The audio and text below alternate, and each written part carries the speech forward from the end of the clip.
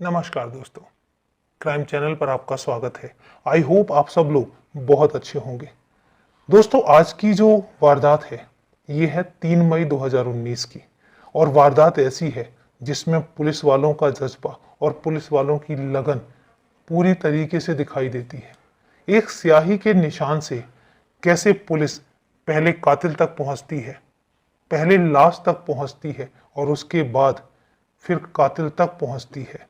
तो पुलिस की सूझबूझ की कहानी है ये। तो नमस्कार दोस्तों,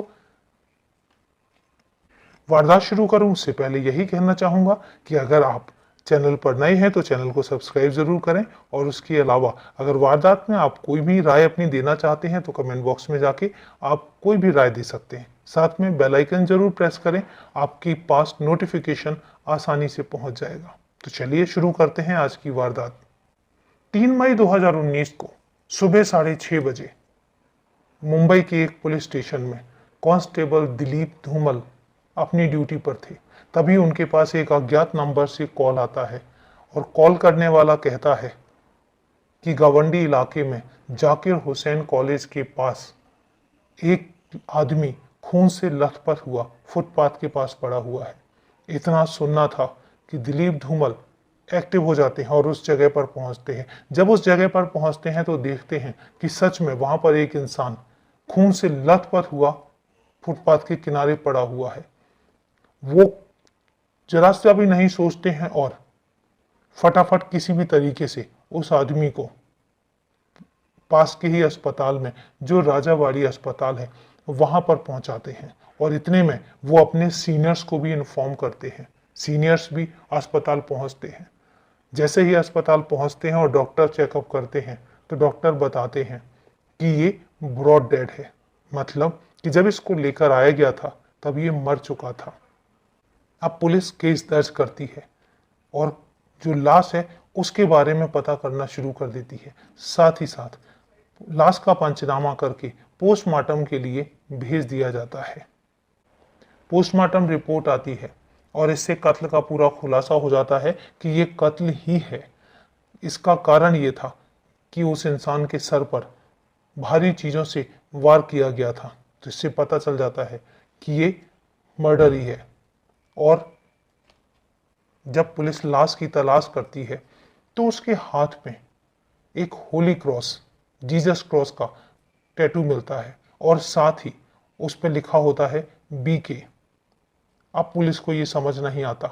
उनको लगता है कि शायद ये मरने वाला इंसान क्रिश्चियन है, और या फिर उसने हाल ही में धर्म परिवर्तन करके क्रिश्चियन बना है, और वो इसी बात पर तलाश करने लग जाती है।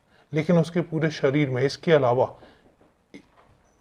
बाएं हाथ की पहली उंगली में स्याही का निशान मिलता है, और उसे लगता है कि ये मरने वाला व्यक्ति हाल ही में किसी इलेक्शन में वोट डालकर आया है। तो इस बात पर पुलिस उसकी तहकीकात करना शुरू कर देती है। जब पुलिस मौका वारदात पर दोबारा जाने का डिसाइड करती है और वहां पर पहुंचती है तो वहां तहकीकात करते करते पता लगता है कि वहीं पर पास ही की सोसाइटी में एक चौकीदार है जो अपनी ड्यूटी कर रहा था। जब उसको बुलाया जाता है तो वो कहता है कि हाँ, मैंने इस इंसान को मारने वालों को देखा तो नहीं है, लेकिन मैंने इतना देखा था कि 2 लोग इसके साथ झगड़ा कर रहे थे, हाथापाई कर रहे थे, और उसके बाद किसी भारी चीज से, पास पड़े हुए पत्थरों से इसके सर पर वार कर रहे थे। मैं डर गया और इसीलिए मैं सामने नहीं आया कि कहीं मुझे ही ना मार दें। अब जिस हिसाब से चौकीदार ने सारी बातें बताई तो पुलिस वालों को समझ में आ गया कि ये ना हो नशेड़ियों का हाथ है इसमें। अब पुलिस 2 टीमों में डिवाइड हो जाती है, और एक तरफ वो नशेड़ियों की तलाश कर रही होती है और दूसरी तरफ वो लाश की आइडेंटिटी कर रही होती है। अब जिस हिसाब से पुलिस की मरने वाले व्यक्ति के उंगली में स्याही का निशान था और मरने वाला व्यक्ति पैदल था उस जगह पर, तो पुलिस को ये समझ में आता है वो हो ना हो पास के ही किसी एरिया का है। और उस समय पर 29 अप्रैल 2019 में लोकल इलेक्शन हुए थे। तब पुलिस को ये समझ में आता है कि 29 तारीख को इस इंसान ने वोट डाला है। अब पुलिस क्या करती है, 2 इलाकों के वोटर कुछ छानबीन करती है और वो 2 इलाके होते हैं शिवाजी नगर और देवनार इलाका। अब जब उनके वोटर्स की लिस्ट सामने आती है तो लगभग 3 लाख वोटर्स होते हैं जिन्होंने उस समय वोट डाला था। और अभी हाल ही में एक नया नियम आया है कि इलेक्शन कमीशन के पास वोटर कार्ड के साथ साथ जो वोटर्स की फोटो भी होती है। जब वोटर कार्ड और फोटो के साथ मिलान किया जाता है तो लगभग 100 वोटर कार्ड ऐसे होते हैं जो शॉर्टलिस्ट किए जाते हैं। अब उन 100 वोटर कार्ड्स में से भी उस व्यक्ति की चेहरे की पहचान की जाती है। तो एक वोटर कार्ड ऐसा होता है जिसकी फोटो से ऐसा लगता है कि जो ये मरने वाला व्यक्ति है वो यही हो सकता है, क्योंकि उसकी जो चेहरे की रूपरेखा थी वो उस वोटर कार्ड की फोटो से मेल खाती थी और उस पर लिखा हुआ था किरण वानखेड़े। तो पुलिस को लगता है कि अगर मरने वाला व्यक्ति यही है तो इसका नाम किरण वानखेड़े है। अब पुलिस उस वोटर कार्ड को लेके और उस एड्रेस पर जाती है जो उसके वोटर कार्ड में लिखा हुआ था। जब वहां पर जाती है और दरवाजा खटखटाती है तो अंदर से एक बूढ़ी औरत निकल कर आती है।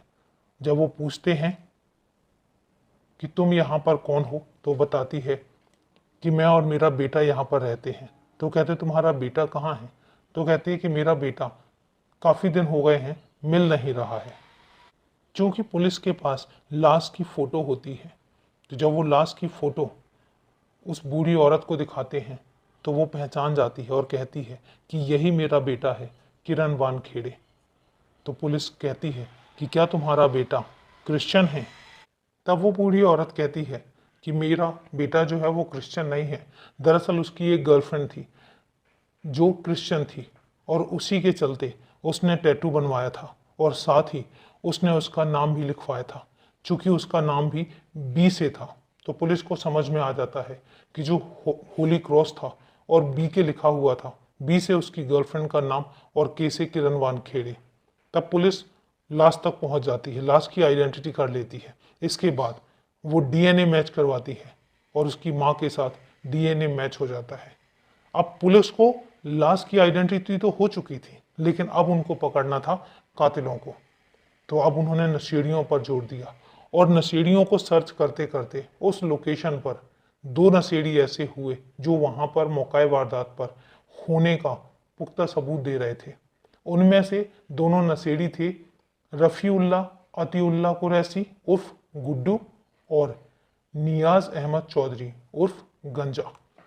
अब दोनों को पुलिस धर दबोचती है और पुलिस स्टेशन लेकर आती है। जब पुलिस स्टेशन लेकर आती है तो वो अपना जुर्म कबूल कर लेते हैं और कहते हैं कि हाँ, हमने ही इस इंसान को मारा था। हुआ ये था कि हमें नशे के लिए पैसे चाहिए था, हमें नशा करना था और हमारे पास पैसे नहीं थे। हम किसी ऐसे इंसान को ढूंढ रहे थे जिससे हम पैसे ले सकें और हमने इस इंसान को अकेले आते हुए देखा तो हमने इससे पैसे मांगे।